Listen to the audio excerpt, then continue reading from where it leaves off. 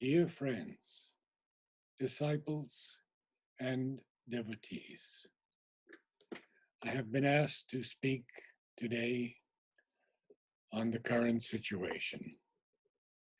There is no doubt that this new virus presents us with another test of our faithfulness and our full trust in the divine.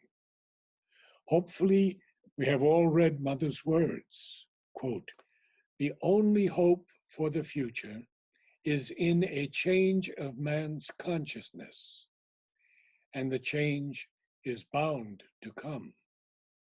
But it is left to men to decide if they will collaborate to this change or if it will have to be enforced upon them by the power of crushing circumstances."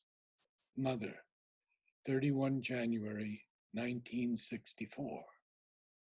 Here today, March 26, 2020, in the peaceful atmosphere of Mother's Garden in Cleveland, Georgia. I listened to the joy of the flowers, speaking in a different but beautiful language, accessible to all of us, of their aspiration for light, their joy of offering themselves in the full consecration of their blossoms, their strength to survive even the most difficult moments, and I am at peace in my soul. The hawk calls her greetings to me. The birds are already feasting and building homes for their young. The rains and the sunlight sing to me of the joy of constant change and the evolution of our sacred earth that promises more and more beauty. The challenges are great and will become even greater if we cannot find within ourselves, individually and collectively, a collective harmony, symbolized by the vibration of the magnificent hydrangeas, hortensias, and the many flowers that Mother has shown us that vibrate with the message of harmony. Mother even questions whether the present humanity will survive or will be replaced by a superhumanity. And as Sri Aurobindo writes in Savitri, man, still a child in nature's mighty hands, in the succession of the moments lives. To a changing present is his narrow right. His memory stares back at a phantom past. The future flees before him as he moves. He sees imagined garments, not a face. Armed with a limited, precarious strength, he saves his fruits of work from adverse chance. A struggling ignorance is his wisdom's mate. He waits to see the consequence of his acts. He waits to weigh the certitude of his thoughts. He knows not what he shall achieve or when. He knows not whether at last he shall survive or end like the mastodon and the sloth and perish from the earth where he was king. Can we begin to live in and for truth?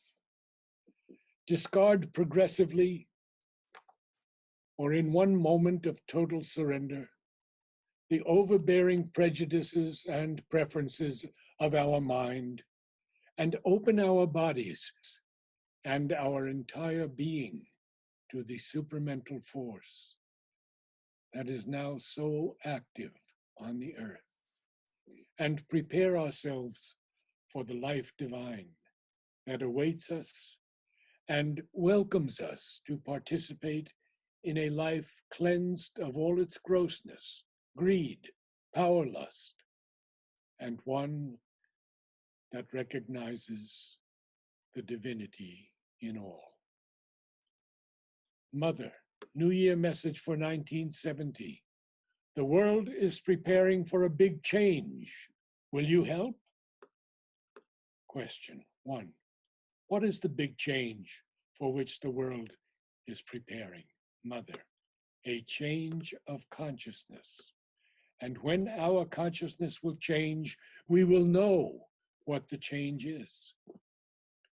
Question, how can one help this change to come? Mother, the change does not need our help to come, but we need to open ourselves to the consciousness so that its coming is not in vain for us. And lastly, from Mother's 1967 message, men, countries, continents, the choice is imperative, truth or the abyss. Many have written on the necessity of throwing fear out of the consciousness, but none as clear as the Mother. Quote, my protection is always with you, and nothing bad can happen, but you must take the decision to shake off the fear, and then my force can work fully. It is the fear, more or less conscious, which does almost all the mischief. Without fear, nothing can happen. Yoga and fear do not go together. The first thing from which you must cure yourself once forever is fear. It is more dangerous than the worst disease. Fear is hidden consent. When you are afraid of something, it means that you admit its possibility and thus strengthen its hand. It can be said that it is a subconscious consent. Fear can be overcome in many ways. The ways of courage, faith, knowledge are some of them. With love and blessings, Mother, 9 October, 1967. It is a time for great inner progress, integral trust in the divine, increased aspiration, surrender, and a deeper and truer selfless love that can encompass all in its radiant light. The Lord to Narad, circa 2003. Love all, no exceptions. With my love and prayers at their feet, Narad.